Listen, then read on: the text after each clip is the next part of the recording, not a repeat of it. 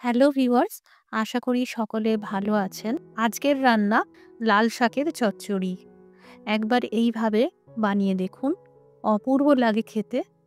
লাল শাক বাজারে পাওয়া গেলে আমি প্রায়শই এইভাবেই বানিয়ে থাকি। নমস্কার, আমি মৌ। আপনারা দেখছেন মৌয়ের সাথে রান্নাবান্না। ভালো লাগলে লাইক দিয়ে শেয়ার করে দেবেন। প্রতিদিন নতুন নতুন রেসিপি পাওয়ার জন্য সাবস্ক্রাইব করে রাখুন। এখানে এক আঁটি লাল শাক ভালো করে ধুয়ে নিয়ে কেটে নিয়েছি।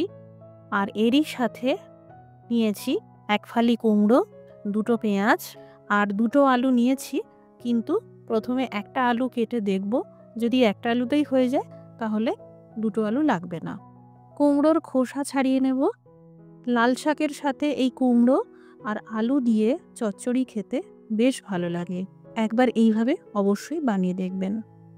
লাল শাক রান্না হতে বেশি সময় নেয় না, তাই কুমড়ো এইভাবে মিডিয়াম সাইজ করে কেটে নিয়েছি।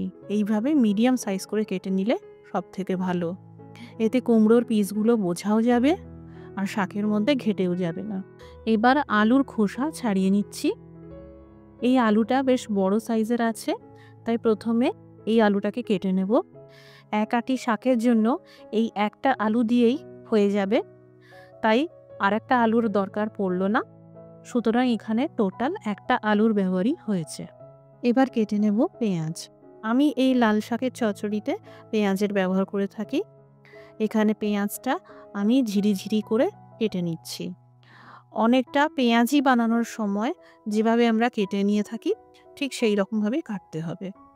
আপনারা যদি বেশি পরিমাণে শাক দিয়ে বানাতে চান তাহলে বাকি উপকরণগুলোকেও পরিমাণে বাড়াতে হবে। এবার ভাজা মশলা তৈরি করব।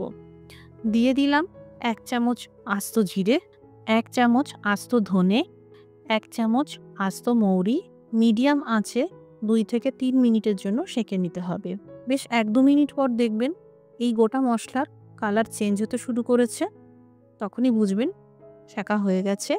এবার আঁচটা বন্ধ করে দিতে হবে আর গোটা মশলাগুলোকে ঠান্ডা করে নিতে হবে। আপনারা মিক্সিতে বা শিলপাটাতে গুঁড়ো করে নিতে পারেন। আমি সাধারণত এই রান্নায় গুঁড়ো না করে এইভাবে আধা গুঁড়ো করে নিয়ে থাকি। আমার এইভাবে রান্নাটা করতে ভালো লাগে আর স্বাদও বেশ ভালো আসে। মশলা তৈরি। এবার এদিকে কড়াইতে দিয়ে দিলাম পরিমাণ মতন সর্ষের তেল। এই রান্নাটা শুধুমাত্র সর্ষের তেল দিয়েই করার চেষ্টা করবেন।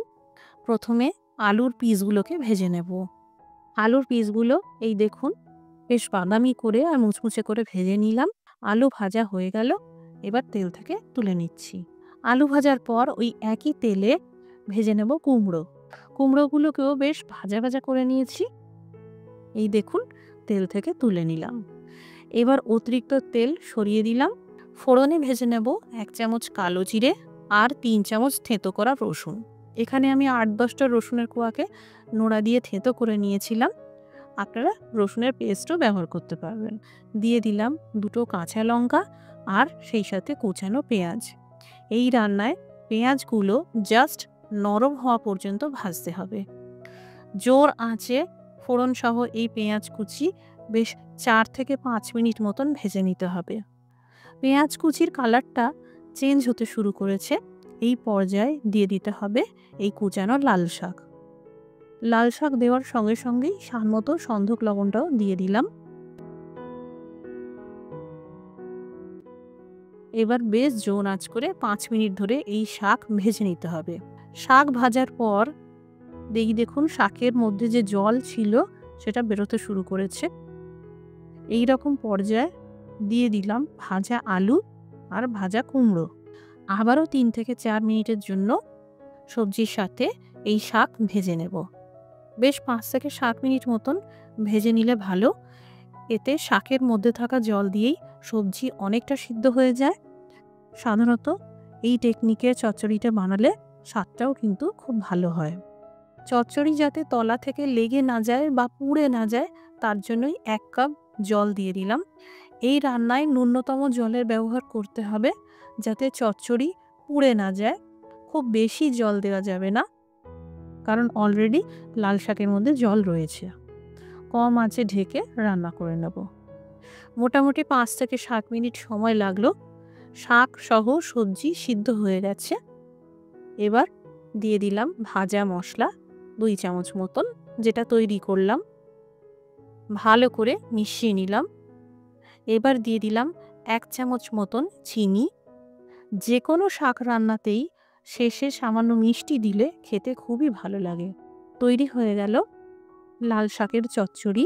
যারা এখনো এইভাবে এই পদ্ধতিতে রান্নাটি করেননি, বাড়িতে একবার এইভাবে অবশ্যই বানিয়ে দেখবেন। খুব ভালো লাগে খেতে। বাড়িতে বানালে কমেন্ট করে জানাতে পারেন কেমন তৈরি হলো। আজকের রেসিপিটি দেখার জন্য অসংখ্য ধন্যবাদ। সবাই ভালো থাকুন, সুস্থ থাকুন।